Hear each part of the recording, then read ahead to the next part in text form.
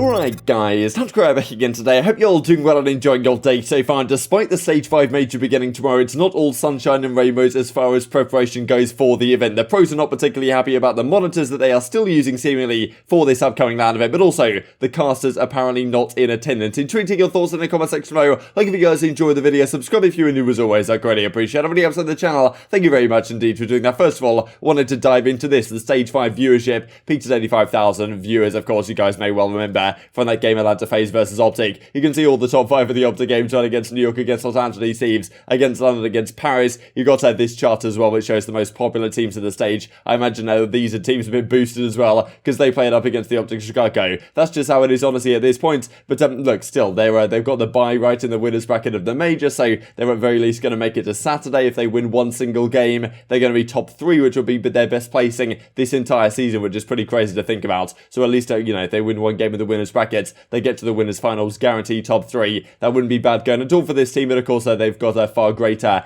ambitions than just that. And of course viewership is always something you've got to think about, right? Especially the latter end of the season when things are, people are doing other things and there's the Olympics on and all this type of stuff. There's other things to watch. I'm sure OpTic are hoping to make a deep run here, especially because there are fans back in the venue for the first time in a very long time. Wanted to touch on this as well because it's been absolute chaos over at Activision Blizzard right now, who of course own the CDL. Sublime has come up with a very similar statement to what Rokkr did just a couple of days ago with this hashtag Time's Up with regard to the workplace harassment lawsuit that the California state government put up against Activision Blizzard. Pretty interesting, no doubt. Their employees are doing like a walkout on it, that'll be today, right, July 28th, which is in protest of the company's executives' responses to this whole situation. And Bobby Kotick, the CEO, actually did a company-wide email today, kind of addressing the lawsuit and what's going on here, which is certainly just absolute chaos going on over there right now, which is certainly something that may well have trickle-down effects to the rest of the league and competitive Call of Duty more generally. Something to keep your eyes on. Speaking though of New York though,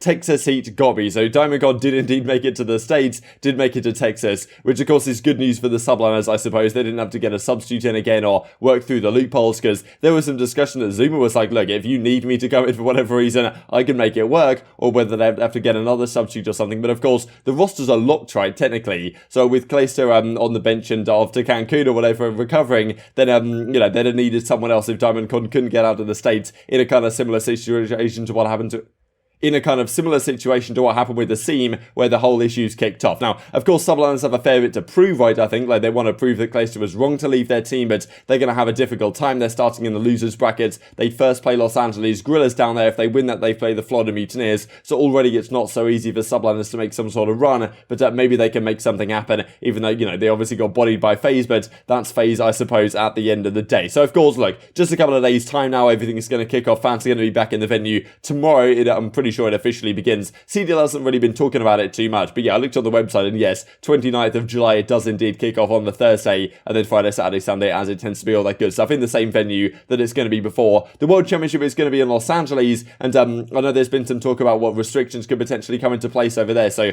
I wonder exactly, I imagine the CDL are keeping a very close eye on that, and what they can potentially do, because the last thing you'd want is for, fans not to be able to attend champs, or something like that, but well, I guess we'll have to see. But still, this coming weekend, fans are going to be there in the venue in Arlington, Texas. It's just great to see you can get the 2-day pass for Saturday, Sunday. Pretty sure it is indeed still available. But one of the big complaints last time from the pros was it was kind of a weird LAN event, right? Pros were saying, look, this was yes, technically it was LAN, but the PCs for some reason don't have like a local play kind of a facility like the consoles used to have. So we were kind of playing on LAN with no ping, but it was like they were still connected through like some sort of online network. So that was kind of weird. All the pros had their own rooms, right, which is also kind of cool, but at the same time, the monitors were a big question mark. This coming out from the 18th of June at the previous LAN event at Stage 4 at the same facility. No excuse, but man's been practicing all year on an Asus monitor using an optical cable. We get to the event and we can't use our own ones for some reason, and we're playing on Omen monitors. An absolute joke, as Clay says, did you expect anything else, my brother? Now, of course, I thought maybe going into this event that they would have fixed this, right? They'd listen to the pros and say, okay, yeah, fair enough. We gave you all these Asus monitors to play online the entire year,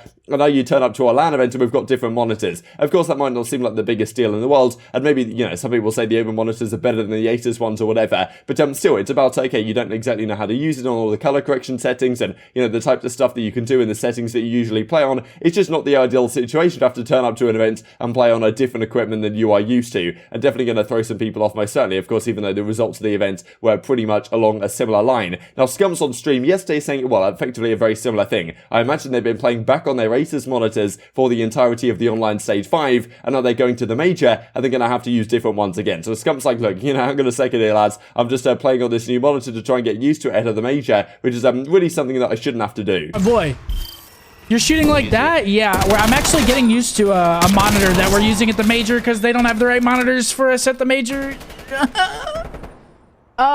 Kid Malt. And as Paul X says right here, you can see from the London side, not particularly happy with well, these Open monitors not being particularly good. Does really surprise me, right? You guys might remember CWL Birmingham for back in 2018 when the Iyama monitor kind of scandal happened, where we turned up to the event and the monitors that they had were not the official ones used for the CDL, but they were like some cheaper ones that said they were 1 millisecond response time, but in reality it seemed a little bit longer, and it was definitely a big drama at the time. And so honestly, kind of a similar thing here. Yes, these monitors might be pretty good, some pros aren't necessarily convinced, and it's just something that's really strange that the CDL has said, yeah, look, this is your equipment list, these are your PCs you're going to be using for the games, these are your Asus monitors to use there, but yeah, when you get to LAN, we actually have different monitors for you guys to use, and you've got to get used to them again just in advance of the major. And you know, Scum, of course, talking about this on stream, don't know if he's going to get fined for that or anything, but I suppose we'll have to see how heavy the CDL go on and, well, handed on stuff like this. I imagine, well, as we talked about a few minutes ago, they probably have other things to focus on, most certainly. This is the other piece of the puzzle then with regard to Major 5. I'm pretty sure we heard Merc talk about this, maybe it was on the flank or in the chat or something,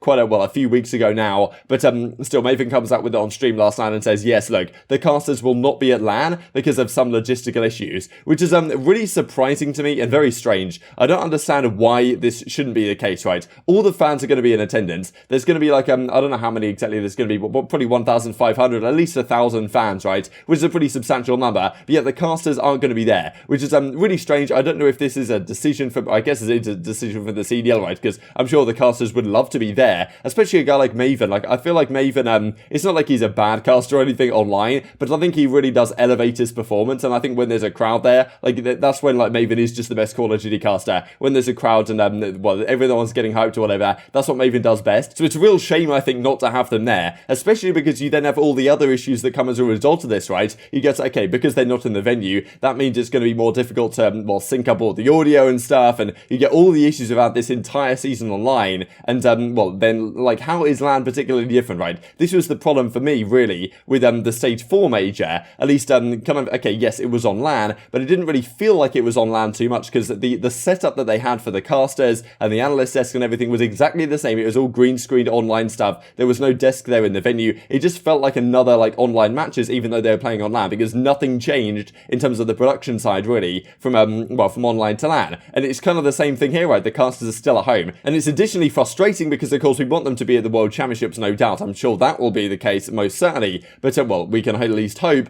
But, yeah, I guess the issue would be that, okay, yes, this could be a good dry run, right? For the, you know, to test out everything, make sure the caster boost's working properly, get everyone back in the groove of actually dealing with the casters in the venue. For whatever reason, it's not going to happen. Lowers the fan experience, lowers the caster experience, and means that, you know, listening delays, I'm sure, I mean, they're already a thing, to be honest. They're probably going to continue to be a factor, in addition to the casters not being there, which is certainly a disappointment. And, well, I just thought this was kind of funny from Scum as well, given he was on stream yesterday. Gotta keep grinding. When Zinni recycles a joke for the third time in one single stream, the recycler is widely renowned for his talent. If you guys watch those streams, you'll probably know what he's on about. And this is kind of funny as well, right, from Scump here. This ladder is absolutely out of control. This Master Subdivision Sidewinder 1-2, got Hydra P, got Scumpy, zoom in methods all on one ladder. Gonna have a difficult time getting the job done in that ladder, most certainly. This I thought was cool, just a couple of things to finish off the video with as well. On this day back in 2017, that being yesterday on the 27th of July, this is where Dashy and Temp qualified for their first ever COD champs at the Pro League qualifier. They were on straight ripping as it was at the time. You got, what is it, Ricky, Studdy, and,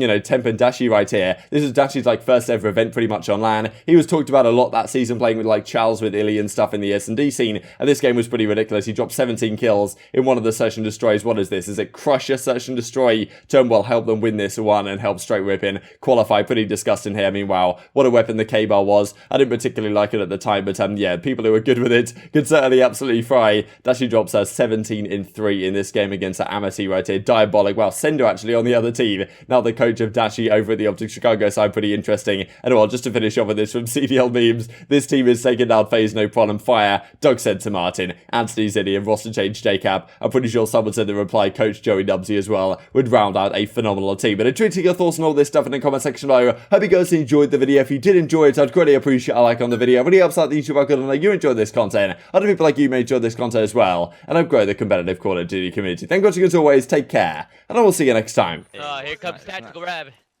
No, yeah, I say I was watching Sim's stream last night, and crazy. It was a crazy conversation. Before, is that how he sounds? Really fast. Honestly, they were close. Crazy scene last night in Sim's stream. It's some choice comments. You gotta think maybe some choice words for him, huh?